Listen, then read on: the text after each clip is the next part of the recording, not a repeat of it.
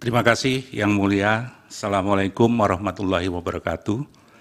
Yang saya hormati dan saya muliakan Ketua Mahkamah Konstitusi, para Hakim Konstitusi, yang saya hormati saudara-saudara penasihat hukum, baik dari pemohon, termohon, dan pihak terkait. Izinkan saya menjelaskan pokok-pokok pikiran yang sudah saya tulis dan sampaikan kepada majelis. Cuma dalam kesempatan ini saya akan mencoba membaca lebih ringkas poin-poinnya saja. Yang dimintakan keterangan kepada saya oleh penasihat hukum adalah tentang penetapan Gibran Rakabuming Raka, anak dari Presiden Jokowi, sebagai cawapres melanggar hukum dan konstitusi. Saya mulai dengan pasal 75 Undang-Undang Pemilu yang mengatur tentang peraturan dan keputusan KPU. Untuk menyelenggarakan ayat 1, untuk menyelenggarakan pemilihan umum, sebagaimana diatur dalam undang-undang ini, KPU membentuk peraturan KPU dan keputusan KPU.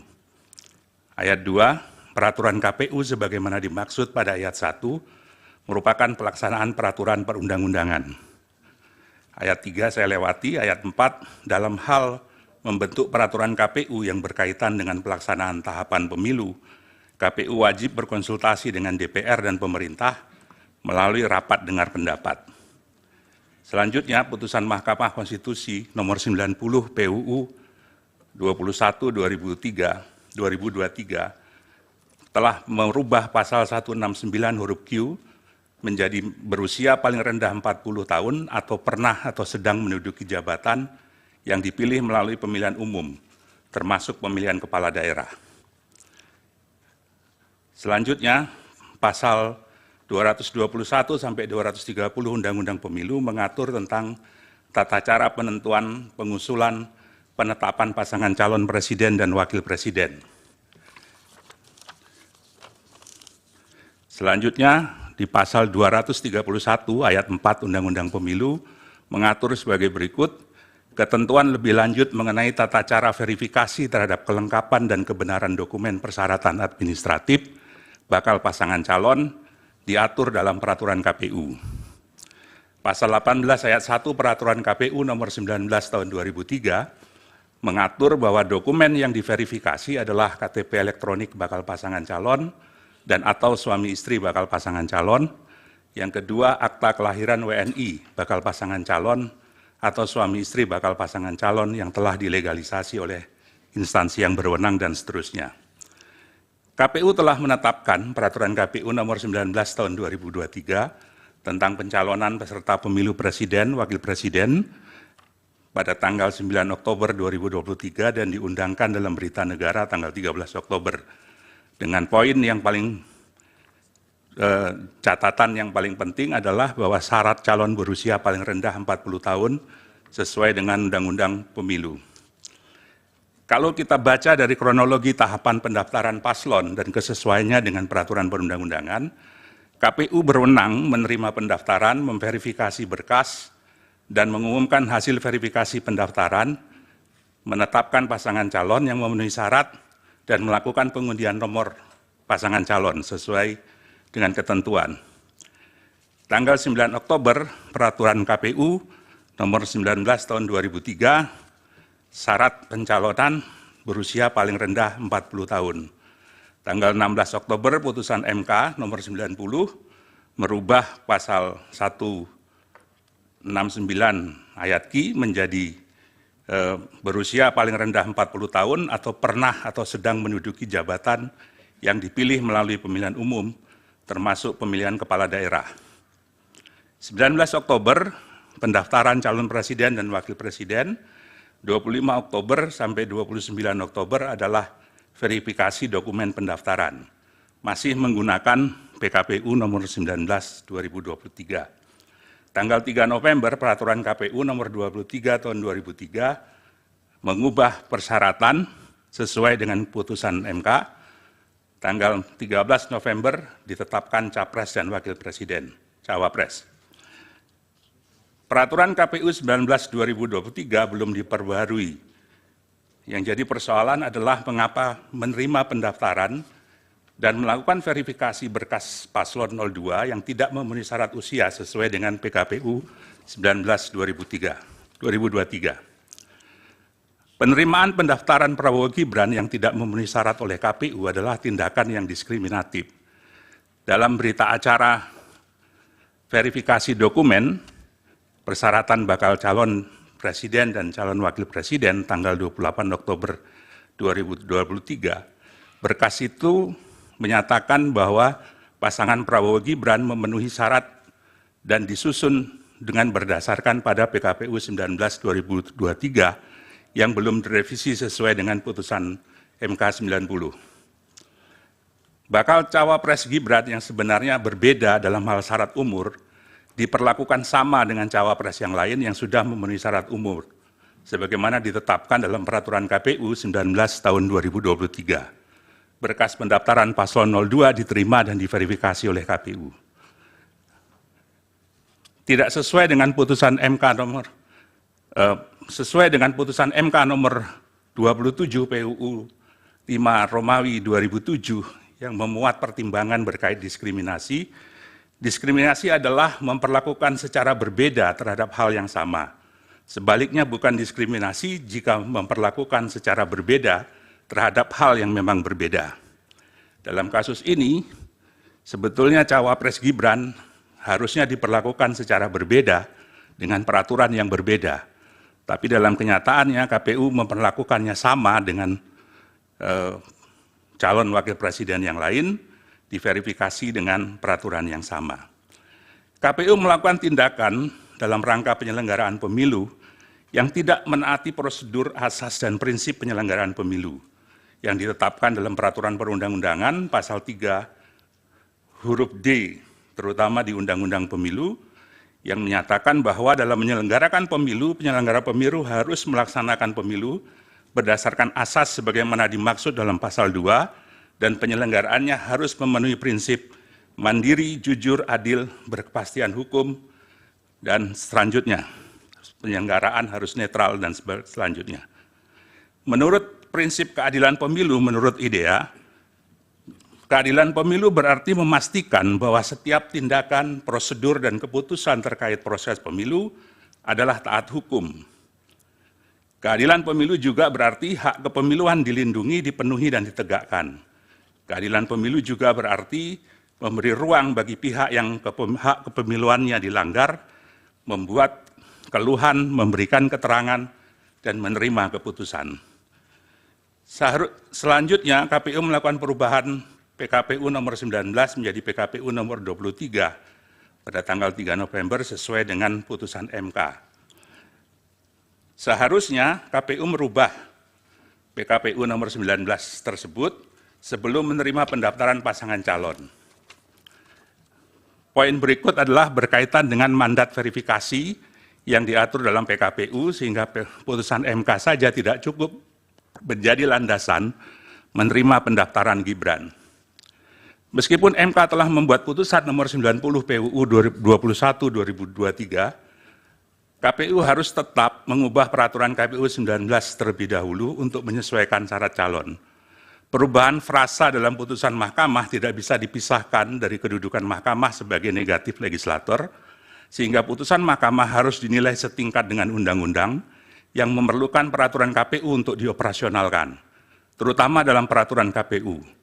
Hal ini sesuai dengan perintah Undang-Undang Pemilu pasal 12, pasal 13, pasal 75 Undang-Undang Pemilu, dan lebih jauh lagi harus mengacu kepada pasal 231 ayat 4 Undang-Undang Pemilu yang memerintahkan ketentuan lebih lanjut mengenai tata cara verifikasi terhadap kelengkapan dan kebenaran dokumen persyaratan administrasi bakal pasangan calon diatur dalam peraturan KPU. Peraturan KPU atas pendaftaran Gibran adalah kesengajaan terhadap pelanggaran kepastian hukum. Kebutuhan peraturan KPU mengatur penyesuaian dengan putusan MK tidak hanya kebutuhan administratif, tapi juga kebutuhan hukum pemilu agar tidak timbul kekosongan hukum pasca putusan MK. Perubahan PKPU 19 menjadi PKPU 2023-2023 yang telah sesuai dengan putusan Mahkamah Konstitusi telah melewati batas akhir terhadap pendaftaran paslon dan verifikasi dokumen pasangan calon. Maka verifikasi terhadap Saudara Gibran Raka masih menggunakan dasar hukum nomor 19/2023. Tindakan Komisi Pemilihan Umum membiarkan Raka Gibran terus mengikuti tahapan pencalonan dalam proses pendaftaran dari verifikasi bakal pasangan calon merupakan pelanggaran terhadap prinsip kepastian hukum. Pak Bambang sebentar. Ya. Ini waktunya sudah 10 menit. Lewat 1 menit, 11 menit ya. Akan dihabiskan untuk keterangan ahli tanpa memberi kesempatan pendalaman kuasa hukum ataukah akan dibagi? Esensinya sudah bisa ditangkap sebenarnya kan, apa yang diterangkan saksi ini. Iya, maksimal 20 menit. Tinggal 9 menit untuk pendalaman kalau. Ya. Poin saya menyimpulkan adalah ketidakjujuran dan ketidakadilan dalam proses penetapan Gibran sebagai cawapres bukan sekedar pelanggaran etika, tapi juga adalah pelanggaran hukum dan konstitusi. Catatan saya adalah kerangka hukum pemilu harus dijalankan secara konsisten dan tanpa kelalaian, serta tidak boleh diamandemen dalam jangka waktu tertentu sebelum pemilu. Perubahan persyaratan dalam waktu yang singkat di tengah proses pendaftaran mengakibatkan perubahan mendasar terhadap peta kompetisi pemilu 2024. Masuknya Gibran putra presiden menimbulkan ketimpangan arena kompetisi, sehingga pemilu sebagai demokrasi prosedural mengalami disfungsi elektoral. Undang-undang pemilu mestinya tidak diubah di tengah pemilu agar terjadi kesempatan yang sama dan tidak ada yang secara spesifik diuntungkan oleh perubahan dadakan tersebut. Terakhir, putusan MK terdahulu yang memutus diskualifikasi peserta pemilihan umum. Mahkamah Konstitusi pernah melakukan diskualifikasi terhadap calon bupati dalam putusan SELA nomor 145 PHP Bupati 19/2021 dalam kasus Pilkada Kabupaten Yalimo. MK memutuskan diskualifikasi juga terhadap pasangan Yusak Yaluwo dan Yakob Weremba dalam kasus Pilkada Bovendigul nomor perkara 132 PHP 2022. Begitu juga dengan kasus Dirwan Mahmud dan Hartawan dalam nomor perkara 57 PHP 2008. Saya kira demikian keterangan saya, Yang Mulia. Saya coba padatkan, keterangan tertulis secara resmi sudah diserahkan kepada penasihat. Terima kasih. Kami, Pak. Silakan Pak Heru, masih ada 7 menit. Terima kasih Pak Ketua, saya izin bertanya. Mas Bambang silakan di podium lagi, ada 3 pertanyaan saya. Tolong dibuka slide nomor 4 tadi. Slide nomor 4. Dalam slide nomor 4, putusan MK disebutkan pada tanggal 16 Oktober. Sehingga pada saat itu ada kesempatan bagi KPU untuk mengubah putusannya, mengubah peraturannya. Pendaftaran paling terakhir 25 Oktober. Jadi pada saat pendaftaran CWP itu dia masih menggunakan peraturan KPU nomor 19 tahun 2023. Perubahannya baru nomor 20 tanggal 3 November. Betul begitu ya? Itu pertanyaan pertama. Bagaimana pendapat saksi mengenai itu? Terus kedua, di bukti P17 itu ada keputusan Komisi Pemilihan Umum nomor 1632 tahun 2023. Saya baca hal menimbangnya dan saya baca hal mengingatnya. Tidak ada satupun hal menimbang itu yang merujuk pada putusan MK. Tapi kemudian putusan ini mengubah Perkap KPU itu nomor 19 menjadi nomor 23 di hal mengingatnya. Apakah penetapan seperti ini yang menetapkan presiden jalan untuk presiden itu tidak melanggar prinsip dan azas-azas KPU? Yang ketiga, Komisi Pemilihan Umum di Kabupaten Murung Raya, ada berita acaranya, itu baru kami sampaikan. Ada pernyataan seperti ini, saksi ahli. Dalam hal ini Komisioner KPU Kabupaten Murung Raya diinstruksikan oleh KPU RI melalui KPU Provinsi Kalimantan Tengah, Pak Harmain, Pak Sastriadi, Pak Keko, Pak Anton, untuk mengubah status partai politik Gelora dari status belum memenuhi syarat menjadi memenuhi syarat. Jadi di dalam bukti itu nomor 17 bukti yang sudah kami sampaikan itu ada upaya dari KPU nasional untuk mempengaruhi KPU di provinsi untuk mengubah hasil verifikasi faktual yang menyebabkan suatu partai tertentu berubah dari tidak memenuhi syarat dan memenuhi syarat. Ada 3 hal itu. Di mana pelanggaran-pelanggaran prinsip dan azas-azas konstitusi ada di situ. Silakan. Saya tambahan sedikit. Kepada ahli mengatakan bahwa penetapan Gibran Raka Buming Raka sebagai cawapres melanggar hukum dan konstitusi. Berarti itu pelanggaran. Seandainya pelanggaran ini misalnya tidak dilaporkan kepada Badan Pengawas Pemilu, apakah kemudian tertutup untuk mempermasalahkan hal ini? Itu termasuk di Mahkamah Konstitusi. Yang kedua adalah tadi dikatakan juga ini pelanggaran hukum dan konstitusi, berarti undang-undang dan konstitusi. Kalau dikaitkan dengan pasal bahwa penyelenggara pemilu itu harus tetap mandiri, ya, itu apakah kemudian ada kaitannya perlakuan diskriminatif ini kalau kita kaitkan dengan azas atau pasal dalam konstitusi tersebut? Terima kasih. Baik. Dari termohon 1 pertanyaan kalau ada. 2 pertanyaan juga boleh. Singkat saja. Terima kasih majelis. Kepada saudara ahli, pertanyaan yang kami ajukan berkaitan dengan syarat sebagai calon presiden atau wakil presiden. Yang pertama, apa dokumen yang harus disampaikan untuk membuktikan bahwa calon itu atau bakal calon itu berusia 40 tahun pada saat didaftarkan. Yang kedua, apabila calon itu sedang menduduki jabatan sebagai kepala daerah, apa dokumen persyaratan yang diajukan oleh yang bersangkutan atau partai politik yang mengusulkan yang bersangkutan? Sudah 2 pertanyaan, Pak. Cukup. Dari pihak terkait, silakan.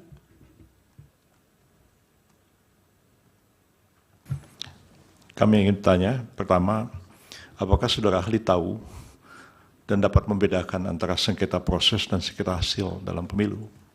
Apakah proses pencalonan itu termasuk sengketa hasil ataukah sengketa proses? Kedua,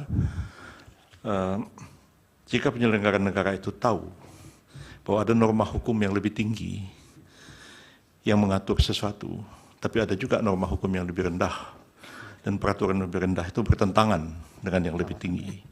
Yang lebih rendah itu secara formal masih berlaku. Apa yang dia harus lakukan jika dia berhadapan dengan situasi seperti itu? Cukup 2 pertanyaan, Prof. Dari Bawaslu ada 1 pertanyaan, cukup ya. Silakan Pak Bambang dipersingkat untuk dari para pihak tadi sekaligus.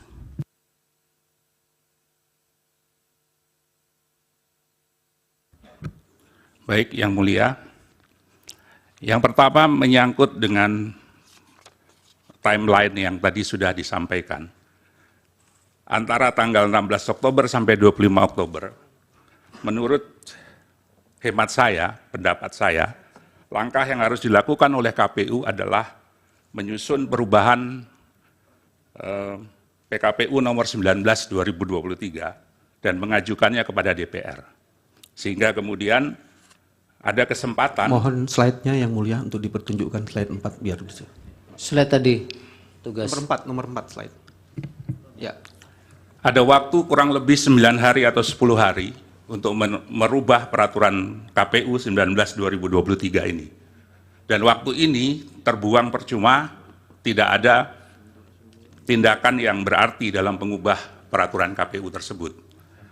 Sekaligus menjawab pertanyaan Prof. Yusril tentang bagaimana kalau ada norma hukum yang bertentangan, seharusnya norma yang lebih rendah menyesuaikan dengan norma yang lebih tinggi. Nah, persoalannya adalah kerangka hukum pemilu itu tidak cuma undang-undang, tapi juga peraturan KPU. Dipertegas dalam pasal 75 Undang-Undang Pemilu bahwa untuk melaksanakan pemilihan umum, KPU harus membentuk peraturan KPU dan keputusan KPU. Peraturan itu sebagaimana dimaksud adalah pelaksanaan peraturan perundang-undangan. Dalam catatan ini, maka seharusnya KPU segera mengubah PKPU 19 2023 dan kemudian segera meminta kepada DPR dan pemerintah untuk mengadakan rapat dengar pendapat umum. Karena rapat dengar pendapat umum itu adalah diamanatkan oleh Undang-Undang 7 2017 pasal 75 ayat 4. Jadi ada proses yang harus dilewati melalui hal tersebut. Pertanyaan yang kedua, saya lupa. Ada putusan P17 KPU. ya. Iya. Keputusan Komisi Pemilihan Umur nomor Putusan KPU menurut saya jadi cacat secara hukum karena tidak mengacu kepada putusan Mahkamah Konstitusi nomor 90. Walaupun dia mengubah, saya tidak memegang dokumennya, mengingat pada peraturan Komisi Pemilihan Umum nomor 19, ya, dan kemudian telah diubah menjadi nomor 23. Ini menjadi pertanyaan karena ketika putusan ini dibuat, peraturan KPU nomor 23 itu belum ada, belum disahkan. Ya sudah, yang lain jawab. Yang mulia, pertanyaan saya nomor 1 belum dijawab. Saya kira belum memang, karena saya tadi kebetulan menyambung dengan pertanyaan nomor 2, Prof. Yusril. Baik, yang ketiga pertanyaan dari penasihat hukum, dalam kasus KPU Murung Raya yang diintervensi untuk mengubah status parpol Gelora, setahu saya kasus ini sudah dibawa ke DKPP, tapi menurut saya ini adalah pelanggaran serius terhadap prinsip atau asas pemilu, terutama jujur dan adil. Kenapa jujur dan adil? Karena sebetulnya hasil verifikasi faktual itu menyatakan Gelora tidak memenuhi syarat. Tapi kemudian dipaksa untuk memenuhi syarat. Berarti ada perlakuan yang tidak jujur terhadap dokumen verifikasi itu. Dan ini harusnya diselidiki kenapa bisa seperti itu. Saya nggak tahu bagaimana instruksi itu dilakukan, tapi kalau berdasarkan informasi yang diterima itu, maka ini adalah tindakan yang melanggar pada prinsip atau asas jujur dan adil. Kemudian penetapan Gibran melanggar hukum dan konstitusi. Relasinya adalah bahwa pasal 22E itu mengatur asas pemilu langsung, umum, bebas, rahasia, jujur, dan adil. Tindakan yang dilakukan oleh KPU itu mengingkari asas jujur dan adil terhadap proses verifikasi itu. Karena ada kebenaran yang tidak disampaikan dalam proses verifikasi itu, yaitu bahwa peraturan KPU belum dirubah. Sehingga ketika itu dijadikan dasar, maka putusan itu sudah tidak jujur, tidak sesuai dengan faktanya. Nah, berkaitan dengan pertanyaan syarat calon wakil presiden untuk menentukan usia 40 tahun atau belum, tadi saya sudah menyebut bahwa di peraturan KPU ada dokumen yang harus diserahkan, yaitu KTP elektronik, bakal pasangan calon atau suami istrinya, dan akta kelahiran WNI, bakal pasangan calon atau suami istri bakal pasangan calon. Saya kira itu menjawab kebutuhan terhadap verifikasi dokumen yang diajukan. Kemudian berkaitan dengan sengketa proses dan sengketa hasil, sengketa proses adalah proses yang sengketa yang diajukan dalam proses pemilihan umum, dan ini kewenangan dari Badan Pengawas Pemilu. Dan sengketa hasil adalah sengketa terhadap hasil pemilihan umum yang menjadi kewenangan dari Mahkamah Konstitusi. Baik, sudah cukup. Ya, pelanggaran yang tidak dilaporkan tadi belum dijawab. Oh, mohon maaf, kelewatan. Iya.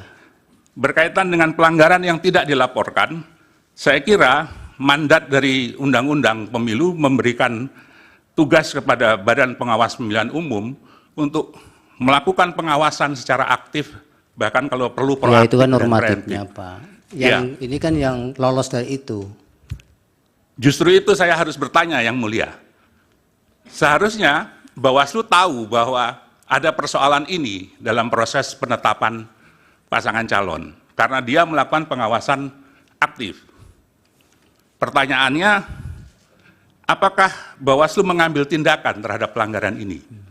Saya tidak tahu, saya tidak punya dokumen tentang itu terhadap ini. Nah, mungkin nanti bisa ditanyakan kepada Ketua Bawaslu, Baik. apakah ada langkah-langkah Ya. yang dilakukan untuk pelanggaran yang dilakukan oleh KPU tersebut.